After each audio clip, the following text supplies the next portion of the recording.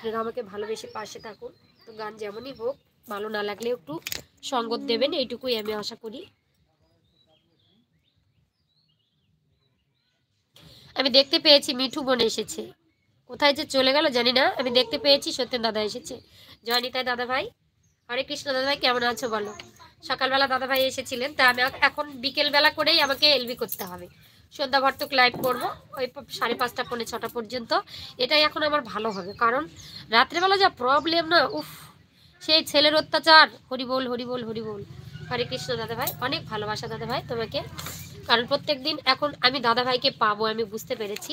কারণ বিকেলটা হলে সবারই ভালো হবে। চলো একটা ভজন গেয়ে নেই, ঠিক আছে? সত্যেন দাদা আছে, সবাইকে অনেক অনেক ভালোবাসা, অনেক অনেক শুভেচ্ছা।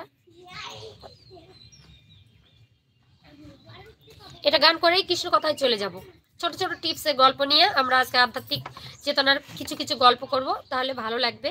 মানে গল্পের মধ্যে দিয়েই আমরা, মানে হাসি থেকেই আমরা দুঃখটাকে অনুভব করতে পারবো, আর দুঃখটাকেই আমরা তখন সেখান থেকে আধ্যাত্মিক চেতনার কিছু মূল বিষয়গুলো পাবো। কারণ দুঃখে যদি কেউ না পড়ে, তাহলে আধ্যাত্মিক বিষয়ে আমাদের চৈতন্য উদয় হয় না।